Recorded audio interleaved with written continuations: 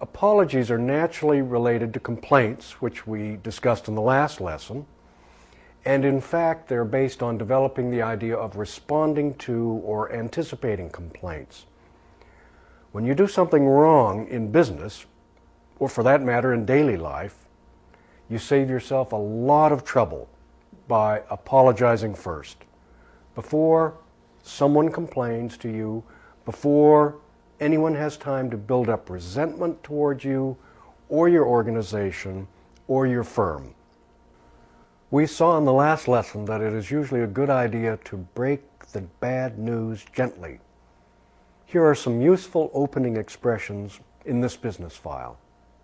Bad news openers. I'm not exactly sure how to put this, but I've got to apologize for...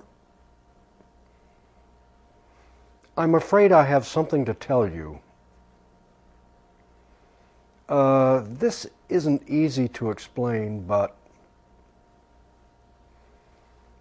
I believe I owe you an apology. Now, after someone has heard what you've done, they may ask you to explain how it happened.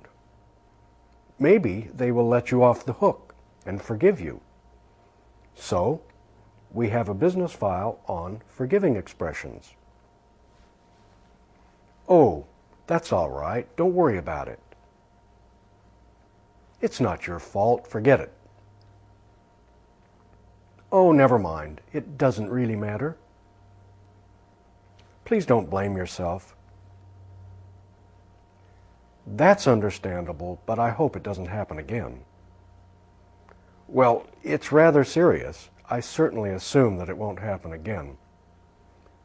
Notice those last two expressions are much less forgiving than the ones that come before. In the next practice, you must make apologies to me. Imagine that I am your coworker. The on-screen situations will provide the basic information. Here's an example. You borrowed $50 from your coworker last week and promised to pay it back today. Break the bad news gently. You. I'm very sorry, Itzhak. I've had some difficult problems. I won't be able to pay back your $50 until next week. I feel terrible about this. I hope you will understand. Now, obviously, this is a very touchy or delicate situation. The strategy, of course, is simple. Make your coworker feel okay, that he or she will receive the money, but next week or later. All right. Now let's make this an imaginative practice. You will see the situations on screen. Make a response. Measure your response against mine, but don't worry if there isn't an exact match. Here we go. You borrowed $50 from your coworker, Itzhak, last week and promised to pay it back today. But you can't. Break the bad news gently. You.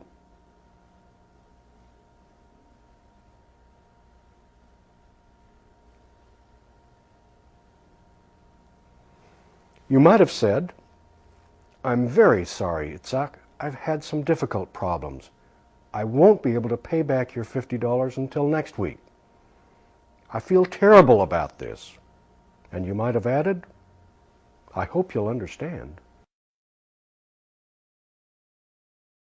2. You promised your friend Pietro that you would telephone the theater to reserve some tickets last week, but it slipped your mind, and there are no seats left. Break the bad news to your friend gently, because your friend was really looking forward to seeing the play. You.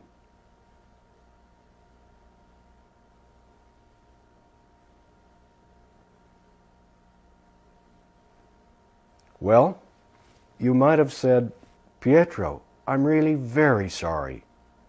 I forgot to buy the tickets last week. When I called yesterday, they were sold out. Now I owe you a big one. Number 3. Your boss, Miss Frausches, loaned you her car this morning, and while you were parking it, you scratched it all along the driver's side. Break the news to your boss gently, because the car was new last month, and you promised to be very careful. You.